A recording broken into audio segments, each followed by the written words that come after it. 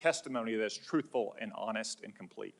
Let me ask you this. Joe Biden last year said that Xi Jinping was a dictator. Do you agree with Joe Biden? Is Xi Jinping a dictator? Senator, I'm not going to comment on any world leaders. Why won't you answer these very simple questions? Senator, it's not appropriate for me as a businessman to comment on world leaders. Are you scared that you'll lose your job if you say anything negative about the Chinese Communist Party? I disagree that. You will find content that is critical of China on our platform. The next time you go on, are you scared that you'll be arrested and disappear the next time you go to mainland China? Senator, you will find content that's critical of China and any other country freely on TikTok. Okay. Let's turn to what TikTok, a tool of the Chinese Communist Party, is doing to America's youth. Does the name Mason Edens ring a bell? Senator, you may have to give me more specifics if you don't mind. Yeah, he was a 16-year-old Arkansan. After a breakup in 2022, he went on your platform and searched for things like inspirational quotes and positive affirmations. Instead, he was served up numerous videos glamorizing suicide until he killed himself by gun. What about the name Chase Nasca? Does that ring a bell? Would you mind giving me more details, please? He was a 16-year-old who saw more than 1,000 videos on your platform about violence and suicide until he took his own life by stepping in front of a plane or train. Are you aware that his parents, Dean and Michelle, are suing TikTok and ByteDance for pushing their son to take his own life? Yes, I'm aware of that. Okay. Finally, Mr. Chu, has the Federal Trade Commission sued TikTok during the Biden administration? Senator, I cannot talk about whether there's any Are you currently being sued by the Federal Trade Commission? Senator, I cannot talk about any potential lawsuits. I didn't say potential, actual. Are you being sued by the Federal Trade Commission? Senator, I think I've given you my answer. I cannot talk about it. No. Ms. Yacarino's company is being sued, I believe. Mr. Zuckerberg's company is being sued, I believe. Yet TikTok, the agent of the Chinese Communist Party, is not being sued by the Biden administration. Are you familiar with the name Christina Kafara? You may have to give me more details. Christina Kafara was a paid advisor to ByteDance, your communist-influenced parent company. She was then hired by the Biden FTC to advise on how to sue Mr. Zuckerberg's company. Senator, ByteDance is a global company and not a Chinese Communist company. It's owned by global investors. Public reports indicate that your lobbyist visited the White House more than 40 times in 2022. How many times did your company's lobbyist visit the White House last year? I don't know that, Senator. Are you aware that the Biden campaign and the Democratic National Committee is on your platform? They have TikTok accounts? Senator, we encourage people to come on to create organic, authentic content. They won't let their staffers use their personal phones. They give them separate phones that they only use TikTok on. We encourage everyone to join, including yourself, Senator. So all these companies are being sued by the FTC. You're not. The FTC has a former paid advisor, your parent, talking about how they can sue Mr. Zuckerberg's company. Joe Biden's re-election campaign, the Democratic National Committee, is on your platform.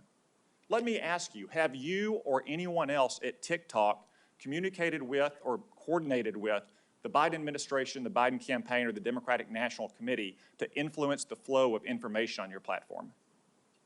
We work with any creators who want to use our campaign. It's all the same process that we have. So what we have here, we have a company that's a tool of the Chinese Communist Party that is poisoning the minds of America's children, in some cases driving them to suicide, and that at best the Biden administration is taking a pass on, at worst maybe in collaboration with. Thank you, Mr. Chu. Thank you, Senator Cotton. So we're going to take a break now. We're on the second roll call. Members can take advantage of it if they wish. The break will last about 10 minutes. Please do your best to return.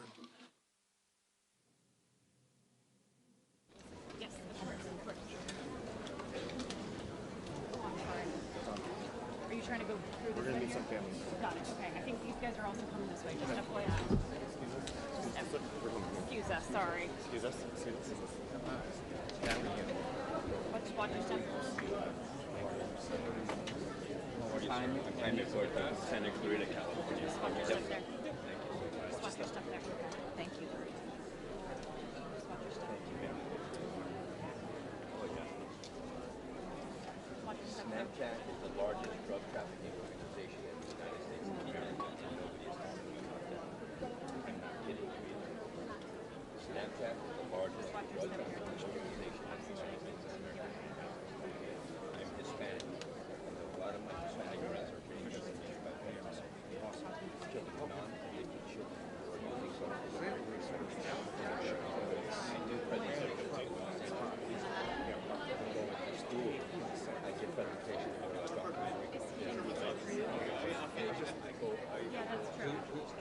got a Sam too. So there's a room because we feel that we might have been abandoned.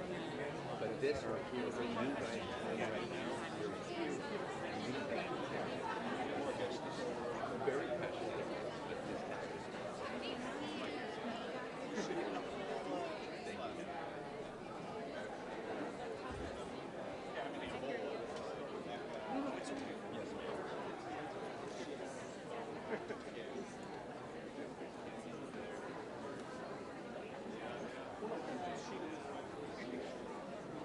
Oh, I know they do. I know they do. By the way, they're saying that we're not able to sue. I apologize for interrupting. We have an attorney that has an active I get it. I get it. 12 allegations survived to go to trial and full discovery. The broadest power anyone's ever had against a social media company. And if we break through, none of this will be This is necessary. the very first time that we've been able to put a chink in their Social media victims law firm has been representing us for 3 years. Out of Washington State, here today, Washington State, out of Maine.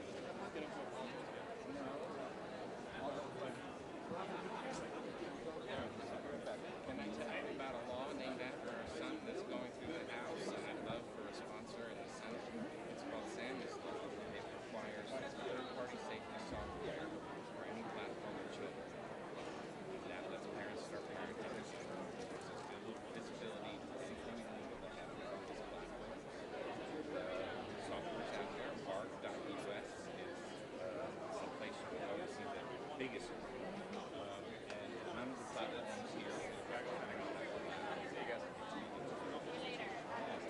about that. When our son died, and he said data privacy is why they're not allowed. So bad. They're worried that the data that they sell to advertisers is cycling. So we wrote Sammy's Law to protect that and outing LGBTQ kids. What it's supposed to do is point out illegal dangerous activity to parents. It sends you an email to know right away that something's happened. I could have gone in and interrupted the drug deal that killed my son. I think he wants outside. But hey, Mark. 16 and a half years old, and I found him dead in bed, non-addicted to drugs, wanted to go to Penn State and become a software engineer. And he suffered from ADHD and severe depression, very highly systemic. And he reached out to a drug dealer on Snapchat, talked to him about blue and $30. He had brain cancer. And he later died in Los Angeles. This is not a drug. There's the Organization for Social Media Safety. Social media safety. And he wrote Sammy's Law, and he is by parents' right. And your counsel, very distinguished counsel, former colleague. Long time ago in Bright Sherman's office. Very lucky.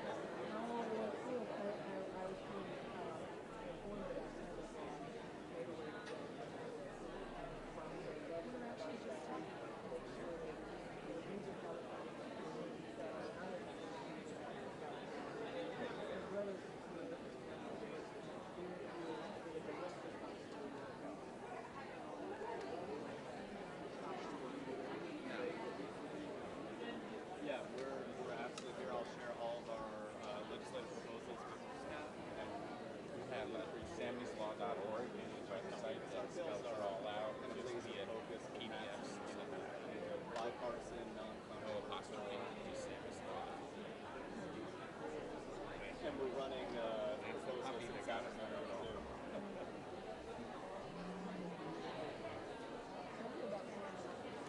So Sammy was 16 when he passed away. He's a football player. He's been to school. And we taught him mining Bitcoin in our closet. He was determined to be the world's first millionaire. Taught him to bust a shot. He was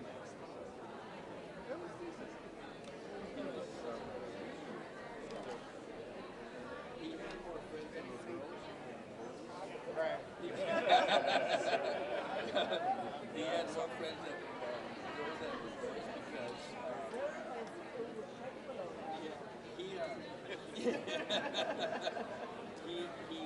said because he gave the best girlfriend advice in the whole world. He would open doors when they went to go sit down.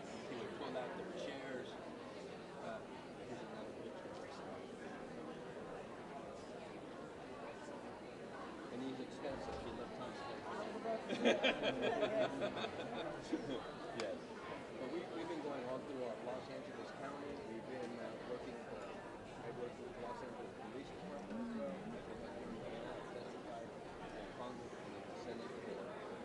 I came here also with my organization. I gave presentations at Customs and Border Patrol because our law enforcement, they see what's happening, but they don't see the faces of the people who are being impacted. So when they see our presentations, I've had I should say, the Drug Enforcement Administration yesterday, Special Operations Team, and I was saying about 125 agents we had in the team. They're very empathetic. They're at Long Beach. Okay. But this is, fentanyl is the first time in the history of the United States that a drug, I call it a poison, does not discriminate your race, doesn't discriminate color, it doesn't discriminate your religion, it doesn't discriminate your socioeconomic status. It's taking everybody. And the propagation of these drugs in social media apps like Snapchat is sick. She's also a good friend of ours. She was the one who first contacted us. Her name is Gretchen Team. Oh, this is her attorney too. Hello. This is the man. Very good to see you. He's the man that's going to change this whole Thank you. We really tried to do something here. We're much accomplished. We are. We've had some great rulings with CCI. We like California law better than federal law. So we're going to stay with it. That would be great.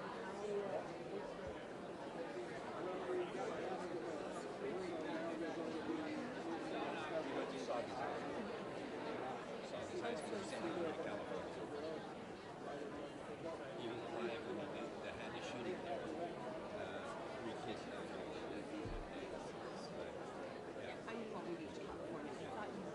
I had a phone call with Spiegel after my son died, and I asked him about his office.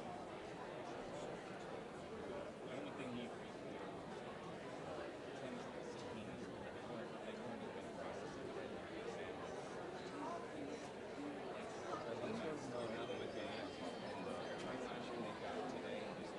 Oh, I can give you my card, and you can look at our website and look at our documentary Dead on the Scene. It's only 22 minutes long, but that's what we use in all the junior high schools and high schools to raise awareness and educate the kids on the dangers of the inherently independent, especially young people. Still, I don't know why, but we just try to have laws are 20 minutes now, like 13 minutes. Thank you. And I'm looking forward to the documentary. Yes, please watch it. You'll find it on our website. I will. Thank you so much.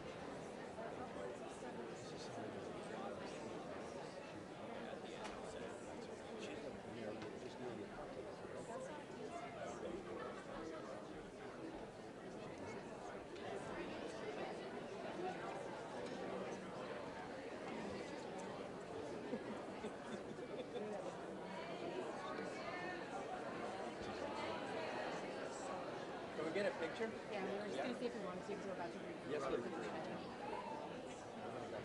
I'm just worried. I'm just a constituent. I belong with my husband in his business.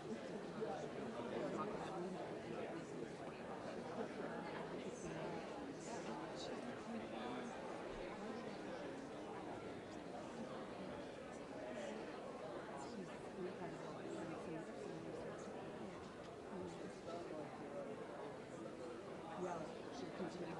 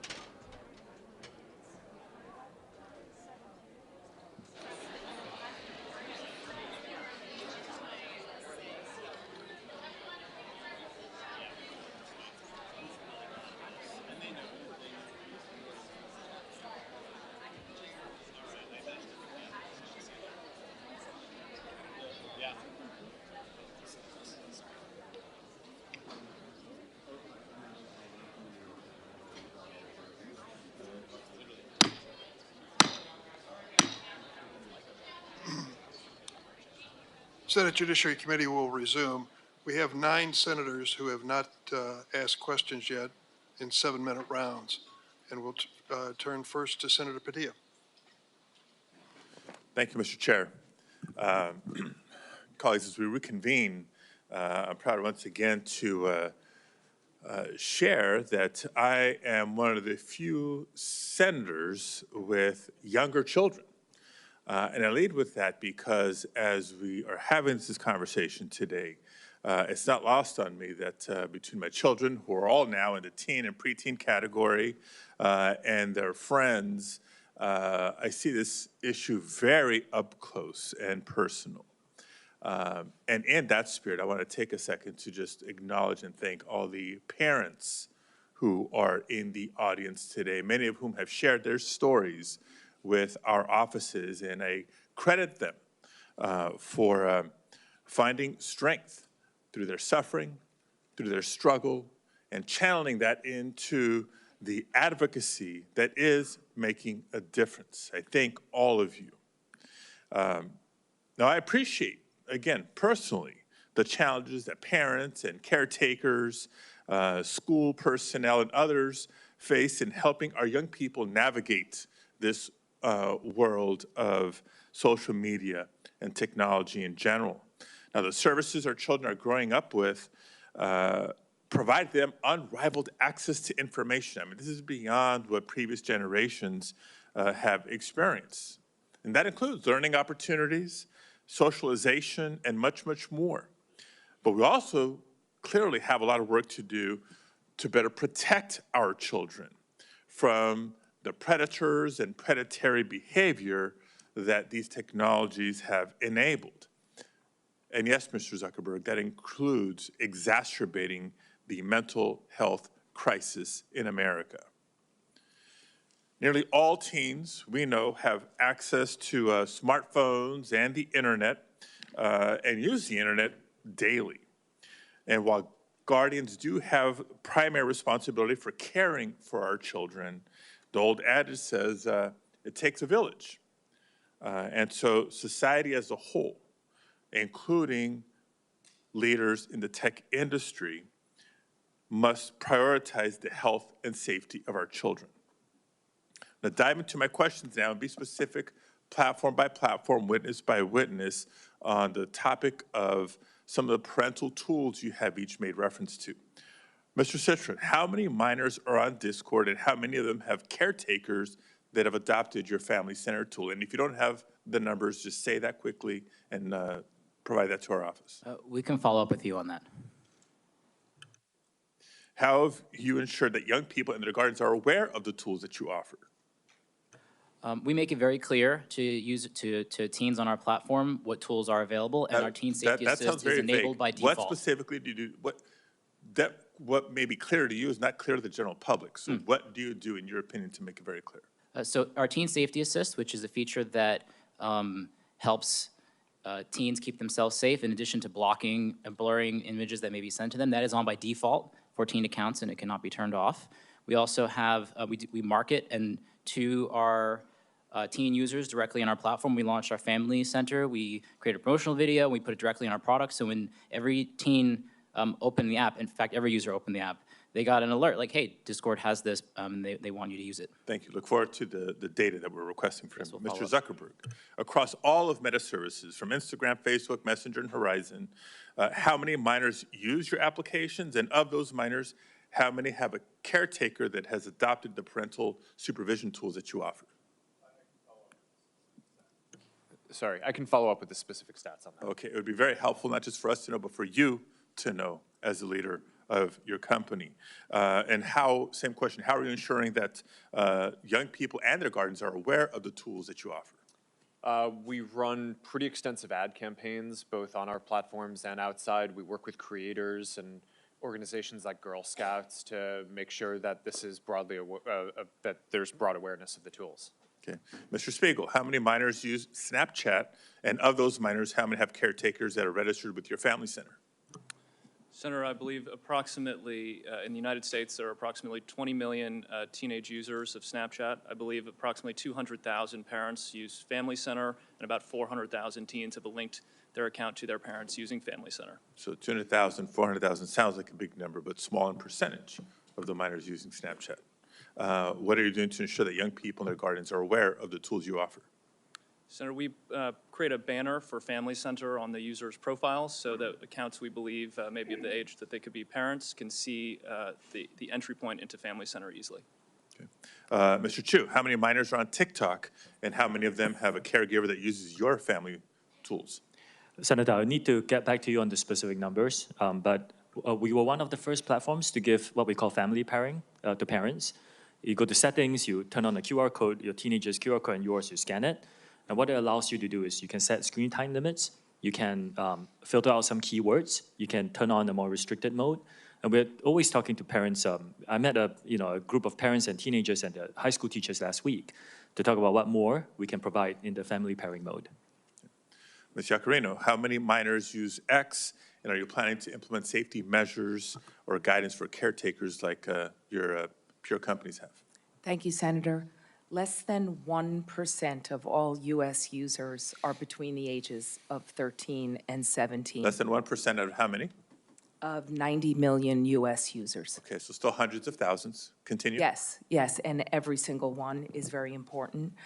Being a 14-month-old company, we have reprioritized child protection and safety measures, and we have just begun to talk about and discuss how we can enhance those with parental controls.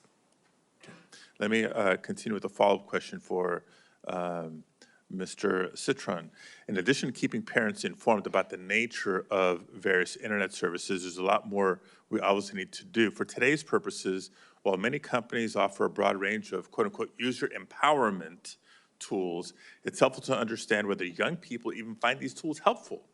So appreciate you sharing your Teen Safety Assist and the tools and how you're advertising it, but have you conducted any assessment of how these features are impacting minors' use of your platform? Our intention is to give teens tools, capabilities that they can use to keep themselves safe, and also so our teams can help keep teens safe. We recently launched Teen Safety Assist last year, and I do not have a study off the top of my head, but we'd be happy to follow up with you on that. Okay. My time is up. I'll have follow-up questions for each of you, either in the second round or through statements for the record on a similar assessment of the tools that you've proposed. Thank you, Mr. Chair. Thank you, Senator Padilla. Senator Kennedy. Thank you all for being here. Mr. Spiegel, I see you hiding down there. What does yada, yada, yada mean? I'm not familiar with the term, Senator. Very uncool. Can we agree that what you do, not what you say, what you do is what you believe and everything else is just cottage cheese? Yes, Senator. You agree with that? Speak up. Don't be shy. I've listened to you today. I've heard a lot of yada, yada, yadaing. And I've heard you talk about the reforms you've made, and I appreciate them. And I've heard you talk about the reforms you're going to make. But I don't think you're going to solve the problem. I think Congress is going to have to help you. I think the reforms you're talking about to some extent are going to be like putting paint on rotten wood. And I'm not sure you're going to support this legislation. I'm not. The fact is that you and some of your internet colleagues who are not here are no longer, you're not companies, you're countries. You're very, very powerful. And you and some of your colleagues who are not here have blocked everything we have tried to do in terms of reasonable regulation. Everything from privacy to child exploitation. And in fact, we have a new definition of recession. A recession is when, we know we're in a recession when Google has to lay off 25 members of Congress. That's what we're down to. We're also down to this fact, that your platforms are hurting children. I'm not saying they're not doing some good things, but they're hurting children. And I know how to count votes, and if this bill comes to the floor of the United States Senate, it will pass.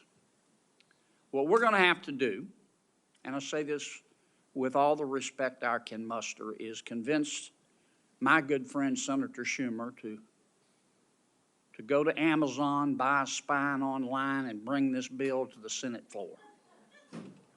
And the House will then pass it. Now, that's one person's opinion. I may be wrong, but I doubt it. Mr. Zuckerberg, let me ask you a couple of questions. I might wax a little philosophical here. I have to hand it to you. You have convinced over 2 billion people to give up all of their personal information, every bit of it, in exchange for getting to see what their high school friends had for dinner Saturday night. That's pretty much your business model, isn't it? It's not how I would characterize it. And we give people the ability to connect with the people they care about and to engage with the topics that they care about. And you take this information, this abundance of personal information, and then you develop algorithms to punch people's hot buttons, and steer to them information that punches their hot buttons again and again and again to keep them coming back and to keep them staying longer. And as a result, your users see only one side of an issue. And so, to some extent, your platform has become a killing field for the truth, hasn't it? I mean, Senator, I disagree with that characterization.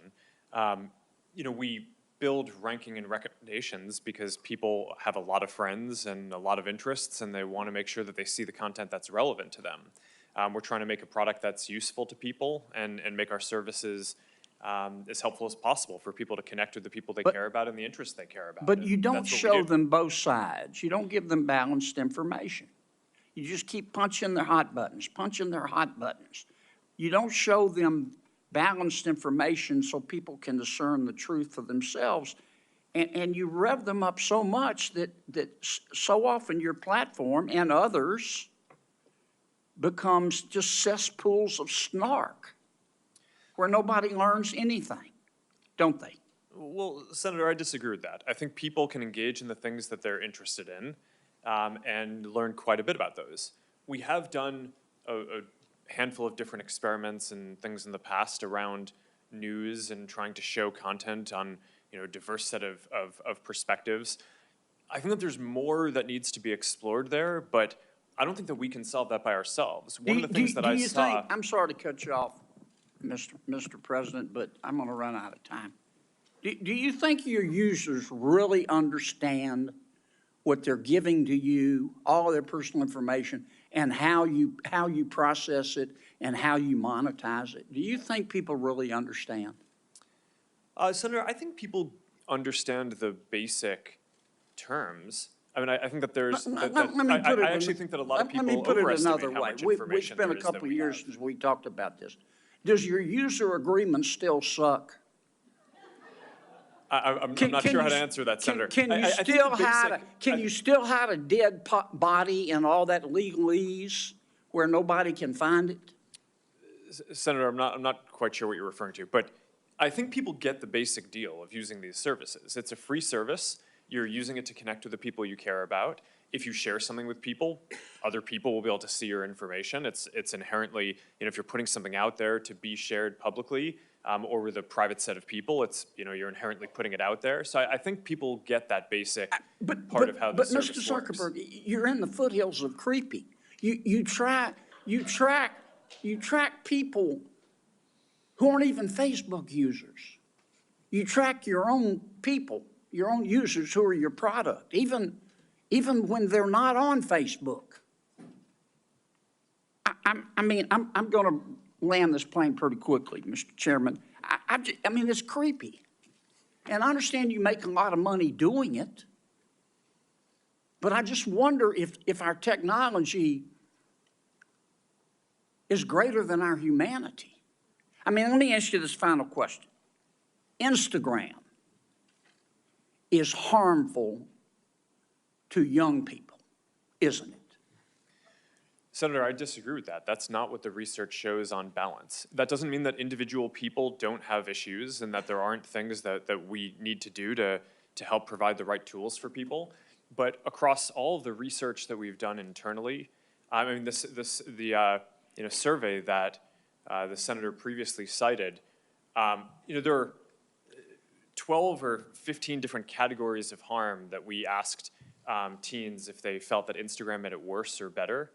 And across all of them, except for the one that Senator Hawley cited, more people said that using Instagram made I've got to the different land issues this that they plane, face, Mr. Zuckerberg. either positive or.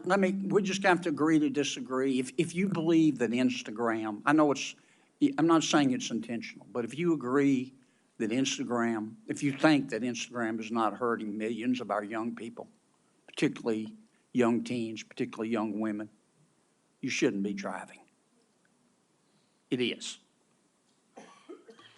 Thanks. Senator Butler. Thank you, Mr. Chair, and thank you to our panelists who've come to have an important conversation with us. Most importantly, I want to appreciate the families who have shown up to continue to be remarkable champions of your children and your loved ones, for being here, and in particular to California families that I was able to just talk to on the break, the families of Sammy Chapman from Los Angeles and Daniel Puerta from Santa Clarita.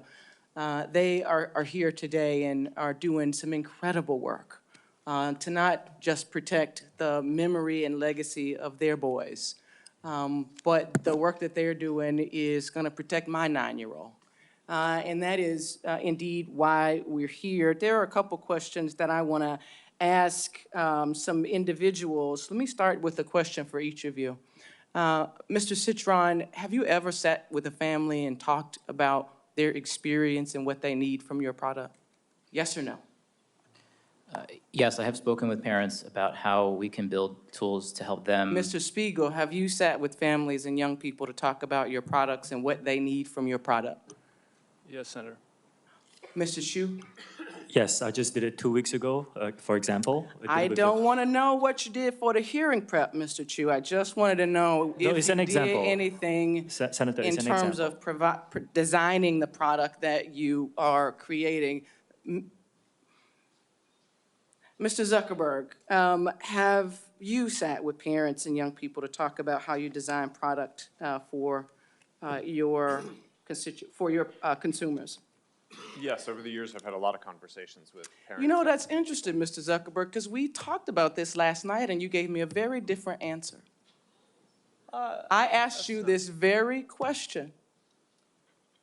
Well, I told you that I didn't know what specific processes our company had. No, Mr. for Zuckerberg, answering. you said to me that you had not. I must have misspoke. I want to give you the room to misspeak, Mr. Zuckerberg, but I asked you this very question. I asked all of you this question, and you told me a very different answer when we spoke. But I won't belabor it. Can I, a number of you have talked about X, Ms. Giacarino, have you talked to parents directly, young people, about designing your product?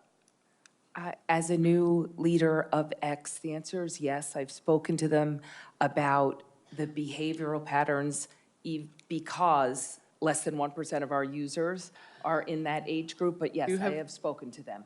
Thank you, ma'am. Mr. Spiegel, there are a number of parents whose children have been able to access illegal drugs on your platform. What do you say to those parents? Senator, we are devastated that we cannot To the prevent- parents, what do you say to those parents, Mr. Spiegel? I'm so sorry that we have not been able to prevent these tragedies. We work very hard to block all search terms related to drugs from our platform. We proactively look for and detect drug-related content. We remove it from our platform, preserve it as evidence, and then we refer it to law enforcement for action. We've worked together with nonprofits and with families on education campaigns because the scale of the fentanyl epidemic is extraordinary. Over 100,000 people lost their lives last year, and we believe people need to know that one pill can kill. That campaign reached was viewed more than 260 million times on Snapchat. We also Mr. launched Spiegel, there are two fathers in this room who lost their sons. They're 16 years old. Their children were able to get those pills from Snapchat. I know that there are statistics, and I know that there are good efforts. None of those efforts are keeping our kids from getting access to those drugs on your platform. As a California company, all of you, I've talked with you about what it means to be a good neighbor and what California families and American families should be expecting from you. You owe them more than just a set of statistics. And I look forward to you showing up on all pieces of this legislation, all of you, showing up on all pieces of legislation to keep our children safe. Mr. Zuckerberg, I want to come back to you. I talked with you about being a parent to a young child who doesn't have a phone, is not on social media at all. And one of the things that I am deeply concerned with as a parent to a young Black girl is the utilization of filters on your platform that would suggest to young girls utilizing your platform the evidence that they are not good enough as they are. I want to ask more specifically and refer to some unredacted court documents that reveal that your own researchers concluded that these face filters that mimic plastic surgery negatively impact youth mental health indeed and well-being. Why should we believe that because that you're going to do more to protect young women and young girls when it is that you give them the tools to affirm the self-hate that is spewed across your platforms? Why is it that we should believe that you are committed to doing anything more to keep our children safe?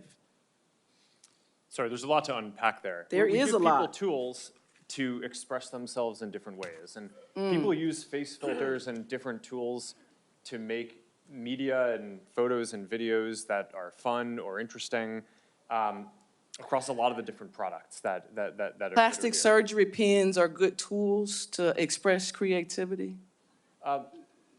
Senator, I'm not speaking to that Skin lightening specifically. tools are tools to Senator, express I'm creativity. This is I'm the not direct thing defending- that I'm asking Yeah, I'm not about. defending any specific one of those. I think that the ability to kind of filter and edit images is generally a useful tool for expression.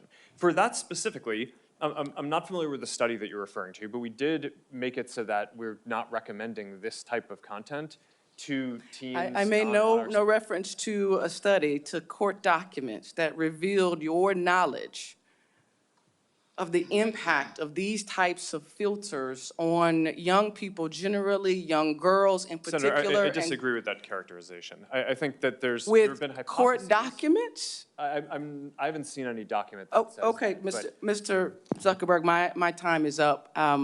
I hope that you hear what is being offered to you and are prepared to step up and do better. I know this Senate committee is going to do our work to hold you to greater account. Thank you, Mr. Chair. Senator Tillis? Thank you, Mr. Chair. Thank you all for being here. I don't feel like I'm going to have an opportunity to ask a lot of questions, so I'm going to reserve the right to submit some for the record. But I have heard, we've had hearings like this before. I've been in the Senate for 9 years. I've heard hearings like this before. I've heard horrible stories. about people who have died, committed suicide, been embarrassed. Every year, we have an annual flogging every year. And what materially has occurred over the last 9 years? Do any of you all, just yes or no question, do any of y'all participate in an industry consortium trying to make this fundamentally safe across platforms? Yes or no, Mr. Zuckerberg? Yes. There's a variety of organizations that we participate in work. Which organizations? I should say, does anyone here not participate in an industry? I actually think it would be immoral for you all to consider it a strategic advantage to keep safe or to keep private something that would secure all these platforms to avoid this sort of problem. Do you all agree with that? That anybody that would be saying you want ours because ours is the safest and these haven't figured out the secret sauce, that you as an industry realize this is an existential threat to you all if we don't get it right, right? I mean, you've got to secure your platforms. You got to deal with this. Do you not have an inherent mandate to do this? Because it would seem to me if you don't, you're going to cease to exist. I mean, we could regulate you out of business if we wanted to. And the reason I'm saying it may sound like a criticism. It's not a criticism. I think we have to understand that there should be an inherent motivation for you to get this right. Our Congress will make a decision that could potentially put you out of business. Here's the reason I have a concern with that, though. I just went on the internet while I was listening intently to all the other members speaking, and I found a dozen different platforms outside the United States, 10 of which are in China, 2 of which are in Russia. Their daily average subscriber or active membership numbers in the billions. Well, people say you can't get on China's version of TikTok. It took me one quick search on my favorite search engine to find out exactly how I could get an account on this platform today. And so the other thing that we have to keep in mind, I come from technology. I could figure out, ladies and gentlemen, I could figure out how to influence your kid without them ever being on a social media platform. I can randomly send text and get a bite and then find out an email address and get compromising information. It is horrible to hear some of these stories, and I have shared and I've had these stories occur in my hometown down in North Carolina. But if we only come here and make a point today and don't start focusing on making a difference, which requires people to stop shouting and start listening and start passing language here, the bad actors are just going to be off our shores. I have another question for you all. How many people roughly, if you don't know the exact numbers, okay, roughly how many people do you have looking 24 hours a day at these horrible images? And just go real quick with an answer down the line and filtering it out. It's most of the 40,000 about people who work on safety and security. And again? We have 2,300 people all over the world. Okay. We have 40,000 trust and safety professionals around the world. We have approximately 2,000 people dedicated to trust and safety and content moderation. Our platform is much smaller than these folks. Yeah. We have hundreds of people, and it's looking at content, and 15% of our workforce I'm only focused mentioning on these it. people have a horrible job. Many of them experience, they have to get counseling for all the things they see. We have evil people out there. And we're not going to fix this by shouting past or talking past each other. We're going to fix this by every one of y'all being at the table and hopefully coming closer to what I heard one person say, supporting a lot of the good bills, like one that I hope Senator Blackburn mentions when she gets a chance to talk. But guys, if you're not at the table and securing these platforms, you're going to be on it. And the reason why I'm not okay with that is that if we ultimately destroy your ability to create value and drive you out of business, the evil people will find another way to get to these children. And I do have to admit, I don't think my mom's watching this one, but there is good. We can't look past good that is occurring. My mom, who lives in Nashville, Tennessee, and I talked yesterday, and we talked about a Facebook post that she made a couple of days ago. We don't let her talk to anybody else. That connects my 92-year-old mother with her grandchildren and great-grandchildren. That lets a kid who may feel awkward in school to get into a group of people and relate to people. Let's not throw out the good because we haven't all together focused on rooting out the bad. Now, I guarantee you, I could go through some of your governance documents and find a reason to flog every single one of you because you didn't place the emphasis on it that I think you should. But at the end of the day, I find it hard to believe that any of you people started this business, some of you in your college dorm rooms, for the purposes of creating the evil that is being perpetrated on your platforms. But I hope that every single waking hour, you're doing everything you can to reduce it. You're not going to be able to eliminate it. And I hope that there are some enterprising young tech people out there today that are going to go to parents and say, ladies and gentlemen, your children have a deadly weapon. They have a potentially deadly weapon, whether it's a phone or a tablet. You have to secure it. You can't assume that they're going to be honest and say that they're 16 when they're 12. We all have to recognize that we have a responsibility to play, and you guys are at the tip of the spear. So I hope that we can get to a point to where we are moving these bills. If you got a problem with them, state your problem, let's fix it. No is not an answer. And know that I want the United States to be the beacon for innovation, to be the beacon for safety, and to prevent people from using other options that have existed since the internet has existed to exploit people. And count me in as somebody that will try and help out. Thank you, Mr. Chair. Thank you, Senator Tillis. Next is Senator Ossoff. Thank you, Mr. Chairman, and thank you to our witnesses today. Mr. Zuckerberg, I want to begin by just asking a simple question, which is, do you want kids to use your platform more or less?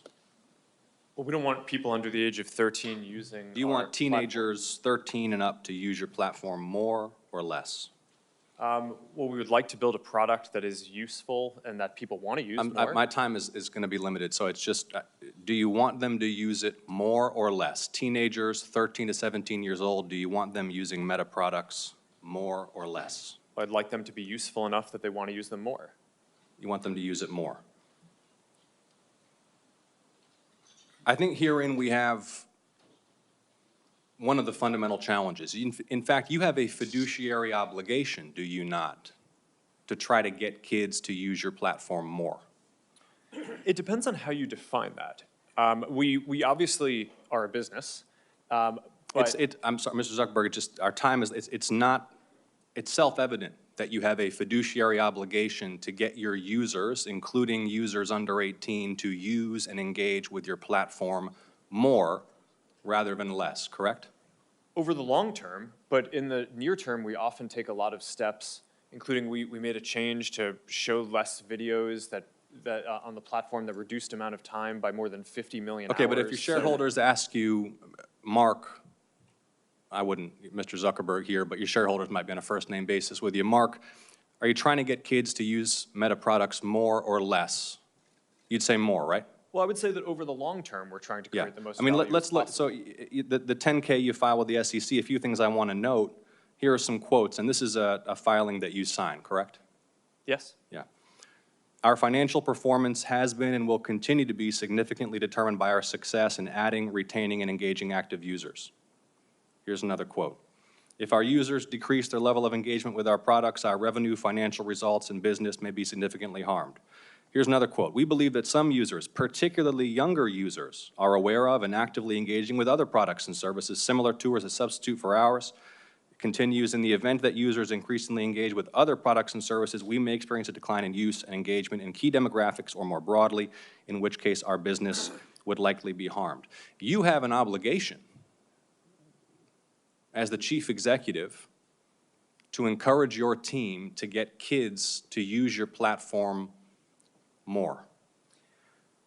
Senator, Fundamental, I think this is... is that not self-evident? You have a fiduciary Senator, I think obligation to your shareholders to get kids to use your platform more. I think that the thing that's not intuitive is the direction is to make the products more useful, so that way people want to use them more.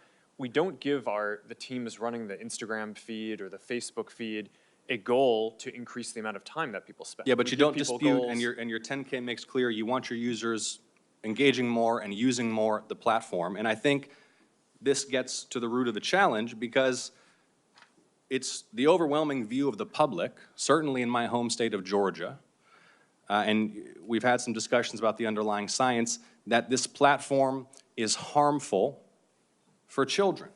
I mean, you are familiar with, and not just your platform, by the way, social media in general. 2023 report from the Surgeon General about the impact of social media on kids' mental health, which cited evidence that kids who spend more than 3 hours a day on social media have double the risk of poor mental health outcomes, including depression and anxiety. Are you familiar with that Surgeon General report and the underlying study? I read the report, yes. Do you dispute it? No, but I think it's important to characterize it correctly. I think what he was flagging in the report is that there seems to be a correlation, and obviously the mental health issue is very important, so it's something that needs to be studied Yeah, we know. further. The thing is, that's everyone knows there's a correlation. Everyone knows that kids who spend a lot of time, too much time on your platforms are at risk. And it's not just the mental health issues. I mean, let me ask you another question. Is your platform safe for kids? I believe it is, but there's an important difference between correlation and causation. Because we're not going to be able to get anywhere. We want to work in a productive, open, honest, and collaborative way with the private sector to pass legislation that will protect Americans, that will protect American children above all, and that will allow businesses to thrive in this country. If we don't start with an open, honest, candid, realistic assessment of the issues, we can't do that. The first point is you want kids to use the platform more. In fact, you have an obligation to. But if you're not willing to acknowledge that it's a dangerous place for children, the internet is a dangerous place for children, not just your platform, isn't it? Isn't the internet a dangerous place for children? I think it can be. Yeah, there's both great things that people can do, and there are harms that we need to work to Yeah, mitigate. it's a dangerous place for children. There are families here who have lost their children. There are families across the country whose children have engaged in self-harm, who have experienced low self-esteem, who have been sold deadly pills on the internet. The internet's a dangerous place for children, and your platforms are dangerous places for children. Do you agree? I think that there are harms that we need to work to mitigate. Okay. I mean, I'm not gonna, I think overall Why not? there. Why not? Why not just acknowledge it? Why do we have to do the very Well, careful I code? disagree with the characterization Which character, that you have. that the internet's a dangerous place for children? I think you're trying to characterize our products as inherently dangerous, and I think that Inherent first or not, your products are places where children can experience harm. They can experience harm to their mental health. They can be sold drugs. They can be preyed upon by predators. They're dangerous places. And yet, you have an obligation to promote the use of these platforms by children. And look, all I'm trying to suggest to you, Mr. Zuckerberg, and my time is running short, is that in order for you to succeed, you and your colleagues here, we have to acknowledge these basic truths. We have to be able to come before the American people, the American public, the people in my state of Georgia, and acknowledge the internet is dangerous, including your platforms. There are predators lurking. There are drugs being sold. There are harms to mental health that are taking a huge toll on kids' quality of life. And yet, you have this incentive, not just you, Mr. Zuckerberg, all of you have an incentive to boost, maximize use, utilization, and engagement.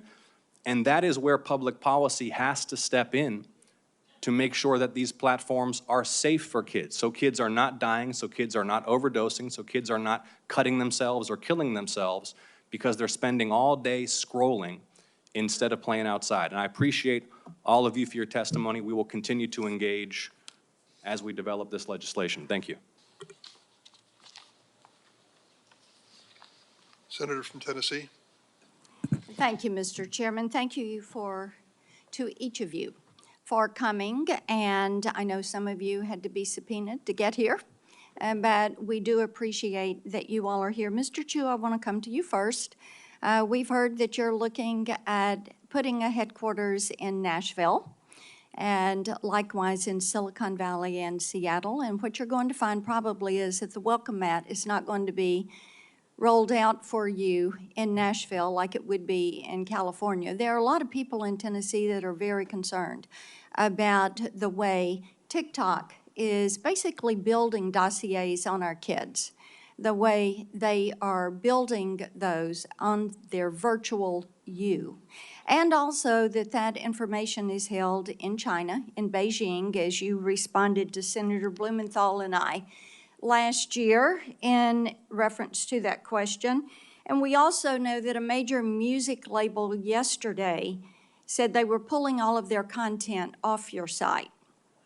because of your issues on payment, on artificial intelligence, and because of the negative impact on our kids' mental health.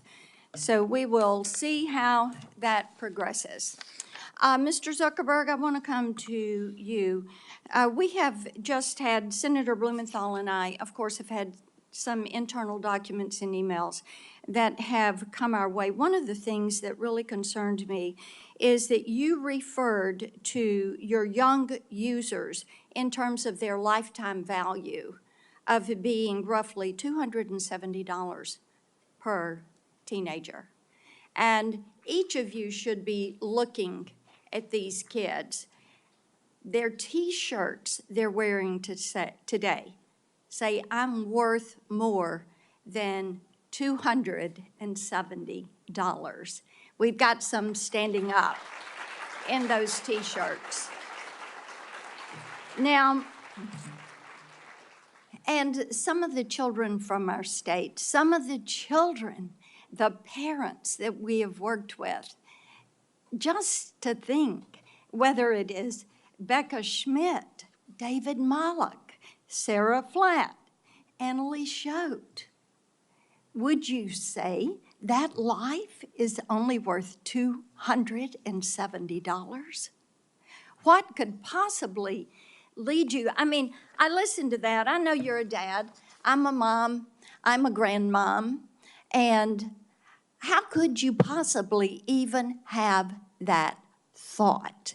It is astounding to me. And I think this is one of the reasons that states, 42 states are now suing you because of features that they consider to be addictive, that you are pushing forward. And in the emails that we've got from 2021 that go from August to November, there is the staff plan that is being discussed. And Antigone Davis, Nick Clegg, Sheryl Sandberg, Chris Cox, Alex Schultz, Adam Masseri are all on this chain of emails on the well-being plan. And then we get to one, Nick did email Mark for emphasis, to emphasize his support for the package, but it sounds like it lost out to various other pressures and priorities. See, this is what bothers us. Children are not your priority. Children are your product. Children you see as a way to make money. And children, protecting children in this virtual space, you made a conscious decision. Even though Nick Clegg and others were going through the process of saying, this is what we do. These documents are really illuminating. And it just shows me that growing this business, expanding your revenue, what you were going to put on those quarterly filings, that was the priority. The children were not. It's very clear. I want to talk with you about the pedophile ring because that came up earlier, and the Wall Street Journal reported on that. And one of the things that we found out was after that became evident, then you didn't take that content down. And it was content that showed that teens were for sale and were offering themselves to older men. And you didn't take it down because it didn't violate your community standards. Do you know how often a child is bought or sold for sex in this country? Every 2 minutes. Every 2 minutes, a child is bought or sold for sex. That's not my stat. That is a TBI stat. Now, finally, this content was taken down after a congressional staffer went to Meta's global head of safety. So would you please explain to me and to all these parents why explicit predatory content does not violate your platform's terms of service or your community standards? Sure, Senator. Let me try to address all of the things that you just said. It does violate our standards. We work very hard to take it down. Didn't take it down. We've reported, I think it's more than 26 million examples of this kind of content. Didn't to take it people to down NCMEC. until a congressional staffer brought it up. It may be that in this case, we made a mistake and missed something. I but think we you have- make a lot of But mistakes, so let's we have move leading on. teams that I want to identify more talk than. with you about your Instagram Creators Program and about the push. We found out through these documents that you actually are pushing forward because you want to bring kids in early. You see these younger teenagers as valuable but an untapped audience, quoting from the emails, and suggesting teens are actually household influencers to bring their younger siblings into your platform, into Instagram.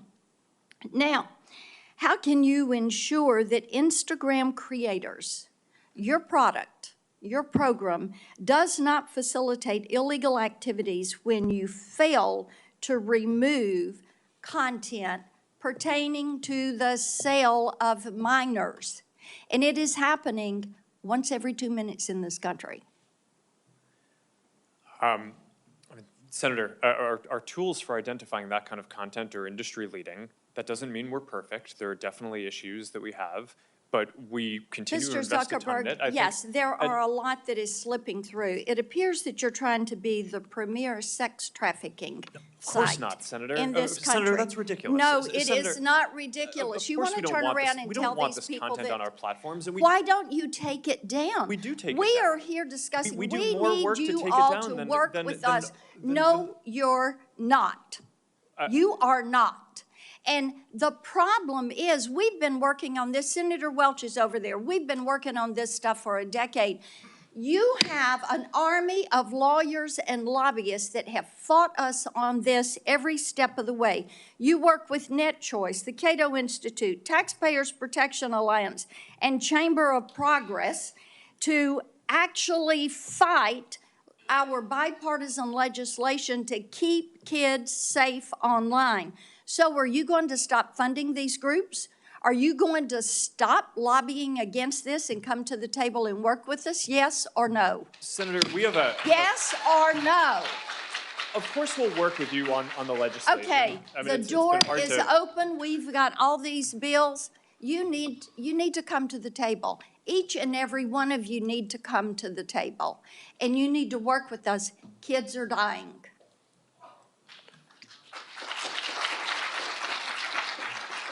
Senator Welch? I want to thank my colleague, Senator Blackburn, for her decade of work on this. I actually have some optimism. There is a consensus today that didn't exist, say, 10 years ago, that there is a profound threat to children, to mental health, to safety. There's not a dispute. That was in debate before. That's a starting point. Secondly, we're identifying concrete things that can be done in 4 different areas. 1 is industry standards. 2 is legislation. 3 are the courts. And then 4 is a proposal that Senator Bennett, Senator Graham, myself, and Senator Warren have to establish an agency, a governmental agency, whose responsibility would be to engage in this on a systematic, regular basis with proper resources. And I just want to go through those. I appreciate the industry standard decisions and steps that you've taken in your companies. But it's not enough, and that's what I think you're hearing from my colleagues. Like, for instance, where there are layoffs, and it is in the Trust and Verify programs, that's alarming because it looks like there is a reduction in emphasis on protecting things. Like, you just added, Ms. Yacarino, 100 employees in Texas in this category. And how many did you have before? The company is just coming through a significant restructuring. So we've increased the number of trust and safety employees and agents all over the world by at least 10% so far in the last 14 months, and we will continue to do so, specifically in Austin, Texas. All right, Mr. Zuckerberg, my understanding is there have been layoffs in that area as well. There's added jobs there at Twitter, but at Meta, have there been reductions in that?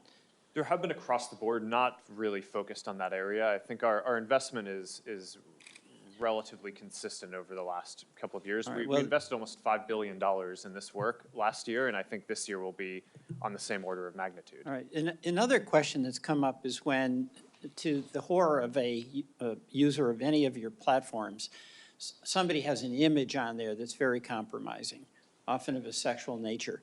Is there any reason in the world why a person who wants to take that down can't have a very simple same-day response to have it taken down? I'll start with Twitter on that. I'm sorry, Senator, I was taking notes. Could you repeat the question? Well, there's a lot of examples of a young person finding out about an image that is of them and really compromises them and actually can create suicidal thoughts. And they want to call up or they want to send an email and say, take it down. I mean, why is it not possible for that to be responded to immediately? Well, we all strive to take down any type of violative content or disturbing content immediately. At X, we have increased our But capabilities shouldn't with a that be, shouldn't that two-step just be a reporting standard? process. If I'm a parent or I'm a kid and I want this down, shouldn't there be methods in place where it comes down? You can see what the image is. Yes. An All right, Mr. Zuckerberg, go ahead. ecosystem-wide standard would improve and actually enhance the experience for users at all our platforms. All right. There actually is an organization that I think a number of the companies up here are a part of called Take It Down. It's some technology that we and a few others All right, built so that you basically. all are in favor of that, because this that already is going to give exists. some peace of mind to people, all right? It really, really matters. I don't have that much time, so we've talked about the legislation, and Senator Whitehouse had asked you to get back with your position on Section 230, which I'll go to in a minute, but I would welcome each of you responding as to your company's position on the bills that are under consideration in this hearing, all right? I'm just asking you to do that. Third, the court. This big question of Section 230. And today, I'm pretty inspired by the presence of the parents who have turned their extraordinary grief into action and hope that other parents may not have to suffer what for them is a devastating, for everyone, a devastating loss. Senator Whitehouse asked you all to get back very concretely about Section 230 and your position on that. But it's an astonishing benefit that your industry has that no other industry has. They just don't have to worry about being held accountable in court if they're negligent. So you've got some explaining to do, and I'm just reinforcing Senator Whitehouse's request that you get back specifically about that. And then finally, I want to ask about this notion, this idea of a federal agency who's resourced and whose job is to be dealing with public interest matters that are really affected by big tech. It's extraordinary what has happened in our economy with technology, and your companies represent innovation and success. But just as when the railroads were ascendant and were in charge and ripping off farmers because of practices they were able to get away with, just as when Wall Street was flying high, but there was no one regulating blue sky laws, we now have a whole new world in the economy. And Mr. Zuckerberg, I remember you testifying in the Energy and Commerce Committee, and I asked you your position on the concept of a federal regulatory agency. My recollection is that you were positive about that. Is that still the case? I think it could be a reasonable solution. There are obviously pros and cons to doing that versus through the normal the current structure of having different regulatory agencies focused on specific issues. But because a lot of the things trade off against each other, like one of the topics that we talked about today is encryption, and that's obviously really important for privacy and security. Right. But Can we just go down the the line? I'm at the end, Sure. but thank you, Mr. Giacomino. Senator, I think the industry initiative to keep those conversations going would be something X would be very, very proactive about. If you think about our support of the REPORT Act, the SHIELD Act, the Stop CSAM Act, our support of the Project Safe Childhood Act, I think our intentions are clear to participate and Mr. to Shu? lead here. Yeah.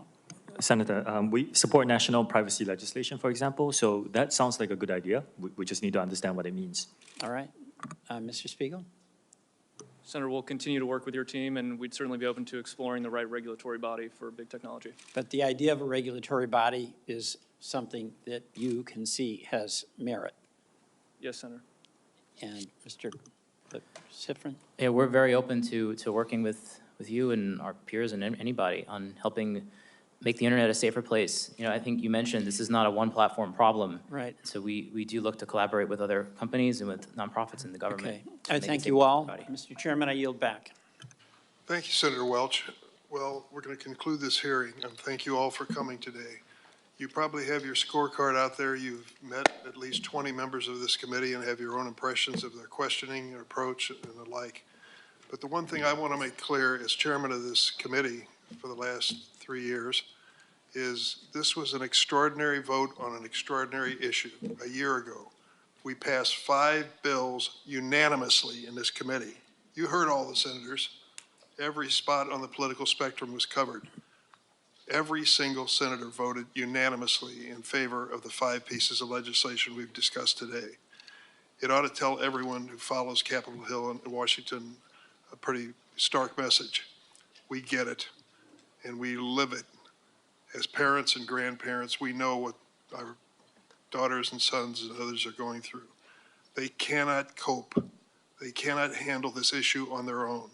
They're counting on us as much as they're counting on the industry to do the responsible thing. And some will leave with impressions of our witnesses and the companies they represent, that you're right as an American citizen. But you ought to also leave with the determination to keep the spotlight on us to do something, not just to hold a hearing, bring out a good, strong crowd of supporters for change, but to get something done. No excuses. No excuses. We've got to bring this to a vote. What I found in my time in the House and the Senate is that's the moment of reckoning. Speeches notwithstanding, press releases and the like. The moment of reckoning is when we call a vote on these measures. It's time to do that. I don't believe there's ever been a moment in America's wonderful history when a business or industry has stepped up and said, regulate us, put some legal limits on us.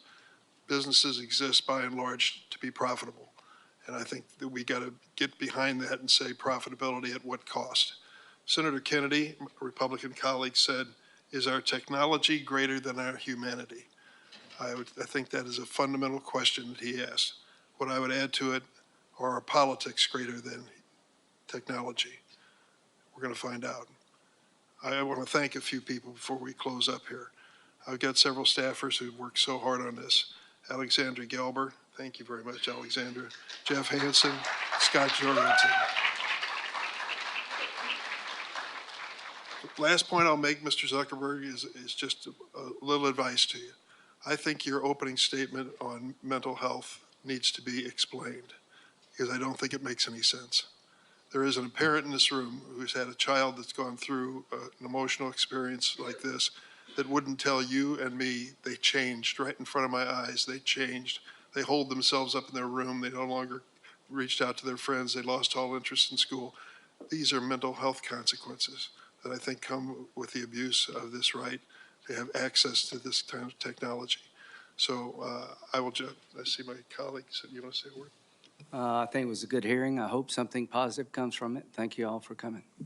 The hearing record's going to remain open for a week for statements, and questions may be submitted by senators by 5 p.m. on Wednesday. Once again, thanks to the witnesses for coming. The hearing stands adjourned.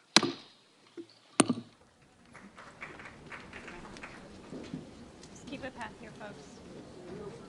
Good, thank you. Watch your step here. Thank you. Watch your step here.